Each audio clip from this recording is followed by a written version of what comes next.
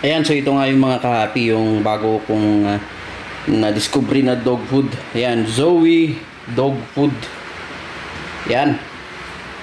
So, ang presyo nito nasa 1,350 ang isang sako na merong 20 kilos na laman, ano.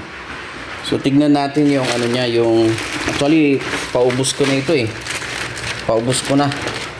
Ayan. So, tignan natin kung ano yung nutritional facts, kung maganda ba o hindi.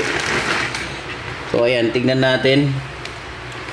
So, kung makikita nyo dyan, galing ano ata ito, hindi ko alam kung saang bansa ito eh, product. Kasi kahit yung mga nakasulat kasi, hindi siya English eh. Although may mga ibang English yan. Parang Thailand ito, ano, or something. So parang ang protein niya nasa ano lang, yan o, crude protein 15% lang, tapos yung fat niya 6%, yung fiber 6%, tsaka yung moisture 10%.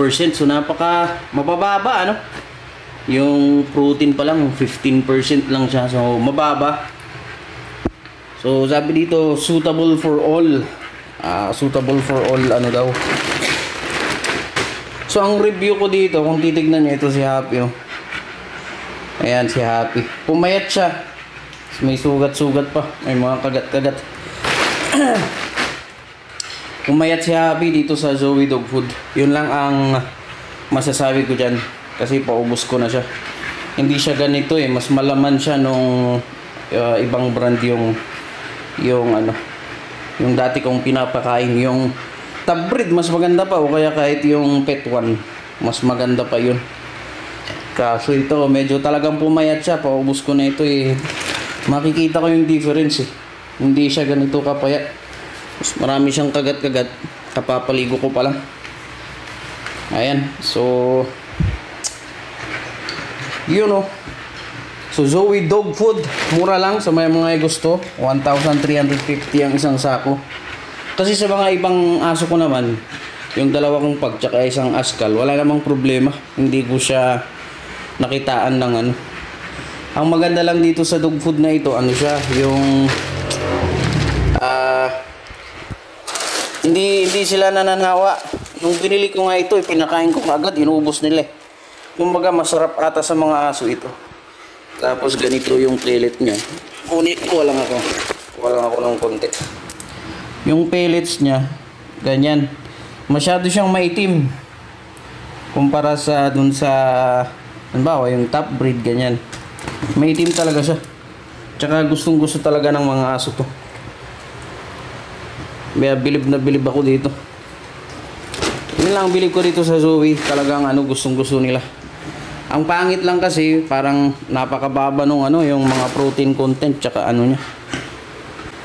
Ang problema lang, pumayat itong American Bully. So, para sa akin, itong Zoe Dog Food, hindi okay sa mga American Bully o sa mga nagpapalapad ng kanilang mga aso gaya ng Rottweiler o kaya yung mga ganong aso, Bulldog. Ayan.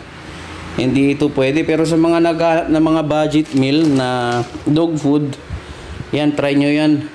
Sa mga ibang lahi, sigurado pasok na pasok to. 1,350. Yung top breed kasi natin na sikat na yung gawang Pinoy is nasa 1,500 ang isang sako.